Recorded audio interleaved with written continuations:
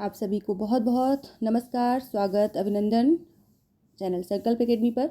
आज के इस वीडियो सेशन में हम द्विवेदी युग के कुछ प्रमुख लेखकों को लेकर के उपस्थित हुए हैं, जिनकी रचनाएं बहुत पूछी आती हैं। उनकी रचनाओं में प्रयुक्त छंद बहुत पूछे आते हैं। तो कुछ यहाँ पर प्रमुख चीज़ें आपके साथ शेयर करूँगी।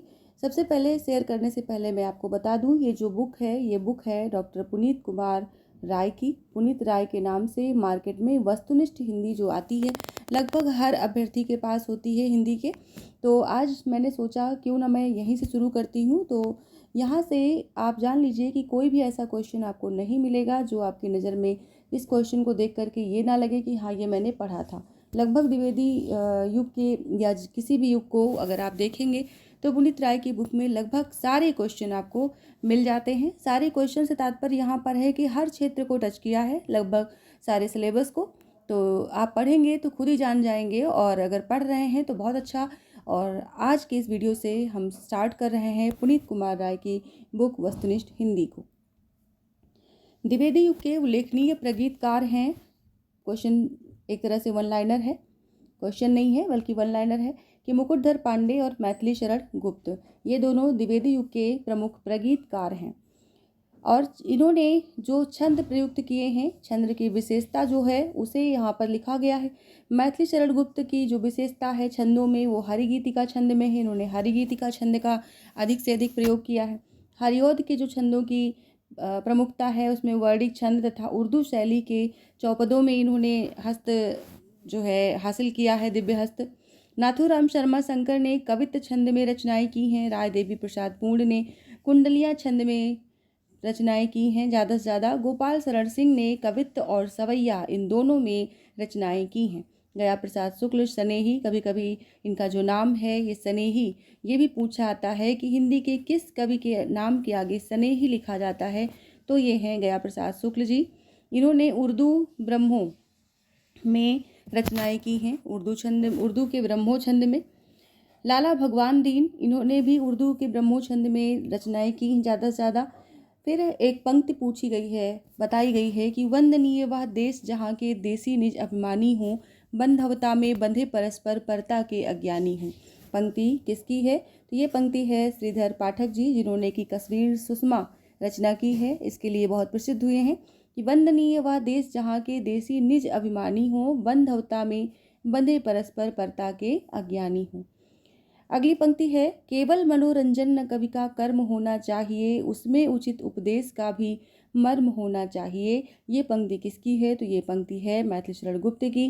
भारत भारती रचना से ये पंक्ति प्रस्तुत है।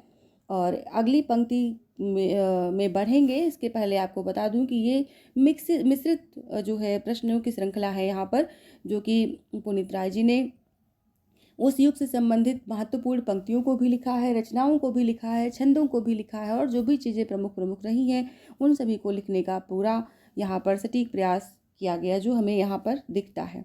मानते हैं जो कला को कला के अर्थ ही, स्वार्थ नहीं करते कला को व्यर्थ ही। ये भी पंक्ति मैथिली शरण गुप्त जी की है। अगला है मैकाले के अंग्रेजी खंड काव्य होरेशस का ब्रज भाषा में काव्यानुवाद किसने किया? बहुत महत्वपूर्ण प्रश्न है कि होरेशस मैकाले का एक अंग्रेजी खंड काव्य है जिसे ब्रज भाषा में अनुवादित किया, वो भी काव्यानुवाद किया है, वो किसने किया है? तो वो किया सत्यनारायण कविरत्न जी ने। भवभूति के दो नाटकों उत्तर रामचरित तथा मालती माधव का ब्रज भाषा में काव्यानुवाद किसने किया है? तो ये भी सत्यनारायण कविरत्न ने किया है।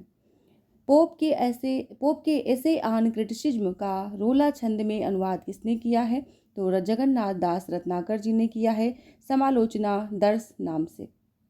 ऐसे आन क्रिटिसिज्म का रोला छंद में जगन्नाथ दास रत्नाकर जी ने अनुवाद किया है। जो काव्य अनिवार्य नहीं वह सारी कलात्मकता के बावजूद श्रेष्ठ नहीं हो सकता। रत्नाकर के काव्य के संदर्भ में ये कथन किस आलोचक का है? पंडित नंदुलारे वाजपेयी जी का है। रत्नाकर यानी कि जगन्नाथ दास रत्नाकर जी के विषय में कहा गया है। ब्रजभाषा का आधुनिक काल में अंतिम बड़ा कवि किसे कहा जा सकता है? तो जगन्नाथ दास रत्नाकर जी को कहा जा सकता है ब्रजभाषा का आधुनिक काल में अंतिम बड़ा कवि, क्योंकि यहीं से ब्रजभाषा का लेख जो है वो समाप्त हुआ, खड़ी बोली प्रारंभ हो चुका था। तो अगर आप ऐसा देखें तो आधुनिक काल में एकमात्र कवि थे जिन्होंने कि ब्रजभाषा में रचनाएं की हैं आधुनिक काल में, और अंतिम बड़े कवि के रूप में जाने जाते हैं। खड़ी बोली के प्रथम स्वच्छंदतावादी कवि किसे माना जाता है? तो श्रीधर पाठक को माना जाता है। गुणवंत हेमंत 1900 ईस्वी में प्रकाशित कविता, ये किसकी कविता है? तो ये है श्रीधर पाठक की कविता। हरिओद कृत प्रिय प्रवास की भाषा की विशेषता क्या है? तो इसमें तत्सम की प्रधानता है, इसके अंतर्गत तत्सम की प्रधानता। मार्क्स की पुत्री जैनी पर जैनी नामक कृति किसने लिखा? मैथिली शरण गुप्त जी ने लिखा है, जो कि राष्ट्र कवि भी कहलाते हैं। मैथिली शरण गुप्त जी। मार्क्स की पुत्री जैनी पर जैनी नामक कृति लिखा है मैथिली शरण गुप्त जी ने। विकट भट्ट, गुरुकुल, किसान, सिद्धराज, जय भारत, पंचवटी, जैनी आदि ये रचनाएं जो हैं ये सभी काव्य कृतियाँ मैथिली शरण गुप्त जी की हैं। अगली पंक्ति है, संदेश नहीं मैं यहाँ स्वर्ग का लाया, इस धरती को ही स्वर्ग बनाने आया। ये पंक्ति किसकी है? तो ये पंक्ति है मैथिली शरण गुप्त जी की, जो कि ये पंक्ति साकेत से लिखी गई है, साकेत में है, साकेत से ली गई है। अगली पंक्ति है, अबला जीवन हाय तुम्हारी यही कहानी, आंचल में है दूध और आंखों में पानी। ये पंक्ति किसकी है? तो ये पंक्ति भी मैथिली शरण गुप्त जी की है, मैथिली शरण गुप्त जी की। किस कृति को मैथिली शरण गुप्त ने अतुकांत छंद में लिखा है? वन लाइनर क्वेश्चन है, बहुत अच्छे से तैयारी हो सकती है। कम समय में ज़्यादा से ज़्यादा प्रश्नों को आप टच कर सकते हैं, ज़्यादा से ज़्यादा विषय वस्तु को पढ़ सकते हैं। तो यहाँ पर जो अगला प्रश्न बन रहा है वो है, मैथिली शरण गुप्त ने अतुकांत छंद में किस कृति को लिखा है? तो वो कृति है मेघनाद वध। पंडित रामचंद्र शुक्ल का काव्य संग्रह किस नाम से छपा? हृदय का मधुर भार नाम से छपा है। लाइट ऑफ एशिया का बुद्ध चरित नाम से ब्रज भाषा में किसने अनुवाद किया है? तो आचार्य शुक्ल जी ने इनका अनुवाद किया है, लाइट ऑफ एशिया का बुद्ध चरित नाम से ब्रज भाषा में। आचार्य शुक्ल की कविताओं का प्रमुख विषय क्या है? तो प्रकृति चित्रण इनकी कविताओं का प्रमुख विषय है। पोप के एसे ऑन क्रिटिसिज्म का समालोचना दर्श शीर्षक से ब्रज भाषा में काव्यानुवाद किसने किया है? तो इन्होंने किया जगन्नाथ दास रत्नाकर जी ने। श्रीधर पाठक ने एकांतवासी योगी की रचना खड़ी बोली में किस ढंग पर लिखी है? लावनी या ख्याला के ढंग पर। ख्याला एक शैली है, लावनी भी एक शैली है, तो इसी के ढंग पर इन्होंने ये रचना लिखी है श्रीधर पाठक ने। आचार्य शुक्ल ने हिंदी साहित्य में सच्चे स्वच्छंदतावाद का प्रवर्तक किसे माना है? सच्चे स्वच्छंदतावाद का प्रवर्तक किसे माना है? तो श्रीधर पाठक को। जब पंडितों की काव्य भाषा स्थिर होकर उत्तरोत्तर आगे बढ़ती हुई लोक भाषा से दूर पड़ जाती है और जनता के हृदय पर प्रभाव डालने की उसकी शक्ति क्षीण होने लगती है, तब शिष्ट समुदाय लोक भाषा का सहारा लेकर अपनी काव्य परंपरा में नया जीवन डालता है। कथन किस आलोचक का है? तो ये कथन है आचार्य शुक्ल जी का। अगली पंक्ति है, चार डग हमने भरे तो क्या किया, है पड़ा मैदान कोसों का अभी, मौलवी ऐसा न होगा एक भी, खूब उर्दू जो न होवे जानता। नागरी प्रचारी सभा के गृह प्रवेशोत्सव पर यह कविता किसने पढ़ी थी? ये कविता पढ़ी थी हरिओद जी ने, जिनका पूरा नाम है अयोध्या सिंह उपाध्याय हरिओद। रूपोद्यान प्रफुल्लाय कलिका राकेंद्र बिंबानना, तनवंगी कलहासिनी सुरसिका क्रीड़ा कल्ला पुत्तली। पंक्ति किसकी है? ये पंक्ति भी हरिओद जी की है। और ये जो आपने ऊपर पंक्ति पढ़ी है कि चार डग हमने भरा तो क्या किया, ये पंक्ति इसलिए भी महत्वपूर्ण हो जाती है क्योंकि नागरी प्रचारणी सभा के गृह प्रवेशोत्सव पर ये पंक्ति पढ़ी गई थी हरिओद जी के द्वारा, इसलिए ज़्यादा ही जो है महत्वपूर्ण हो जाती है। क्यों पले पीस कर किसी को तू, है बहुत पॉलिसी बुरी तेरी, हम रहे चाहते पटाना ही, पेट तुझसे पटी नहीं मेरी। पंक्ति किसकी है? ये भी हरिओद जी की है। नागरी तेरी यह दशा, अयोध्या का विलाप किसकी कविताएं हैं?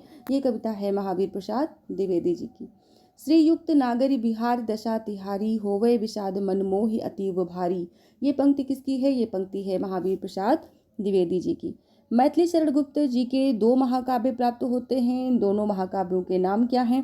तो इन दोनों महाकाव्यों के नाम हैं साकेत और द्वापर। मैथिली शरण गुप्त कृत साकेत के किस सर्ग में उर्मिला का वियोग वर्णन मिलता है? तो ये 9वें और 10वें सर्ग में उर्मिला का वियोग वर्णन प्राप्त होता है, खासकर 9वें सर्ग में प्राप्त होता है। गुप्त जी की प्रतिभा की सबसे बड़ी विशेषता है कालानुसरण की क्षमता, अर्थात उत्तरोत्तर बदलती हुई भावनाओं और काव्य प्रणालियों को ग्रहण करते चलने की शक्ति। मैथिली शरण गुप्त के संदर्भ में ये कथन किसका है? तो ये कथन है आचार्य शुक्ल जी का। गुप्त जी वास्तव में सामंजस्यवादी कवि हैं। प्रतिक्रिया का प्रदर्शन करने वाले अथवा मद में घूमने वाले कवि नहीं। सब प्रकार की उच्चता से प्रभावित होने वाला हृदय उन्हें प्राप्त है। प्राचीन के प्रति पूज्य भाव और नवीन के प्रति उत्साह दोनों इनमें है। कथन किसका है? तो ये कथन है आचार्य शुक्ल का। वेद ने तू भी भली बनी, पाई मैंने आज बुझी में अपनी चाह घनी। ये पंक्ति भी मैथिली शरण गुप्त जी की है। उपेक्षित पात्रा उर्मिला की साहित्य में प्रतिष्ठा किस कवि ने करवाई? तो मैथिली शरण गुप्त जी ने साकेत में इनकी प्रतिष्ठा करवाई उर्मिला की, जिनके ऊपर विशेष रूप से 9वां और 10वां सर्ग लिखा गया है। आचार्य शुक्ल ने गुप्त जी की रचनाओं की कितनी अवस्थाएं लक्षित की हैं? तो 3 अवस्थाएं लक्षित की हैं आचार्य शुक्ल ने गुप्त जी की रचनाओं की।